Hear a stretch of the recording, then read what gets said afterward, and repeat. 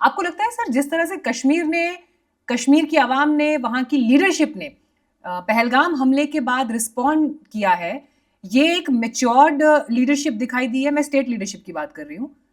आपके पुराने अनुभवों के आधार पर मैं वर्तमान को थोड़ा समझने की कोशिश कर रही हूँ। क्या पोस्ट 370 कश्मीर की लीडरशिप मैच्योर हुई है as compare to the previous years?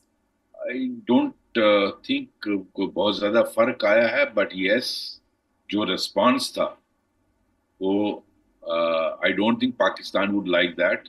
और सारी पार्टियां इकट्ठी हुई, सारे ग्रुप्स इकट्ठे हुए, सारी सोसाइटी के कश्मीर के जितने भी सेक्शंस थे, सब इकट्ठे होके उन्होंने पाकिस्तान के खिलाफ प्रोटेस्ट किया, इंडिया की फेवर में किया। हालांकि कुछ लोगों का ये भी कहना है कि this is because of Kashmir में क्योंकि टूरिज्म खत्म हो जाएगा तो बिजनेस खत्म होगा, एक सेक्शन ये भी हम्म। बोलता है। लेकिन ये this would not be a good side for Pakistan.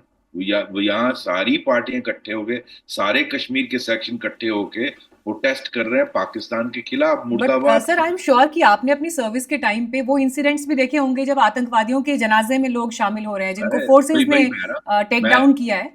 जब मैं आपने तो वो डीजीपी तस्वीरें भी था देखी होंगी इनफैक्ट। जब मैं डीजीपी था तो जब कोई टेररिस्ट मरता था, अगर आपको बुरहान पोस्ट बुरहान वानी याद होगा, टेररिस्ट मरता था तो बॉडी जिस जब वो दी जाती थी, उस बॉडी के लिए हजारों की तादाद में लोग उसके जनाजे में आते थे, और वहां टेररिस्ट आके फायरिंग करते थे और स्पीच करते थे। और हम्म। उस इतना मतलब एंटी इंडिया वहां वो होता था, एटमॉस्फेयर होता था। तो हमने एक टाइम वो भी देखा और आज ये देखा, तो तब चेंज बहुत आई है। जो आपका पहला सवाल था कि तब में और अब में क्या फर्क है, बहुत फर्क है। लेकिन अब इसको कुछ लोग इस दुनिया, आप आज सोशल मीडिया के जमाने में लोगों को रोक नहीं सकते।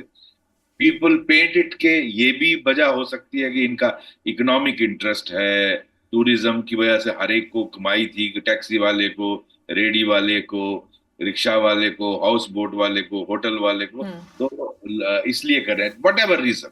लेकिन लेकिन सर इस ये, पे मैं ये in fact I think I would like to add on कि अगर इस इकोनॉमिक इंटरेस्ट की तरफ से भी ये रिस्पॉन्स आया कश्मीर की तरफ से, इट्स अ तो गुड चेंज। इसमें उनकी प्रायोरिटी दिखती है कि अगर यस। आपकी प्रायोरिटी रेडिकलाइजेशन और वो गतिविधियां नहीं है जो पास्ट में रही हैं, और अगर आप चूज कर रहे हो बिजनेस को, अगर आप चूज कर रहे हो टूरिज्म को, आप चूज कर रहे हो फॉर दैट मैटर फाइनेंस को, पैसे को, विद रिस्पेक्ट टू आपकी रोजी रोटी, आपकी कमाई, आपका बिजनेस, तो कम से कम इसने प्रायोरिटी का वो डिफरेंस जरूर एक स्टैब्लिश किया है पोस्ट 370 एब्रोगेशन आई गेस। ऐसा है, even if this is economics और टूरिज्म और whatever, it's a very good welcome change. But मैं अच्छी तरह से तब मानूंगा जब कश्मीर में even an outsider can go and establish business. आज ये सिचुएशन है कि जम्मू वाला जाके वहां अपना बिजनेस नहीं स्टार्ट कर सकता।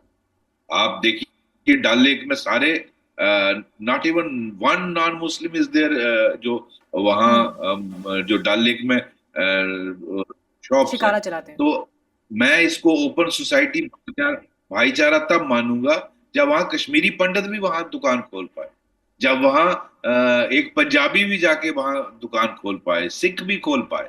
तो I think that still needs it time, but it is a huge change.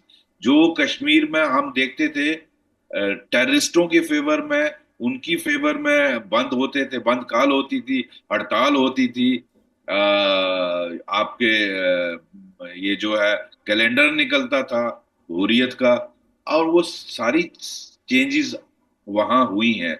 और आज जो तब्दीली देखने में आ रही है बहुत वेलकम है। और जैसे मैं कह रहा था, पाकिस्तान को ये अच्छा नहीं लगता सुनने में और देखने में, तो हम्म। ये भारत की फेवर में से ही, चाहे अपने सेल्फिश इंटरेस्ट से, बहुत अच्छी चेंज है and we should welcome it.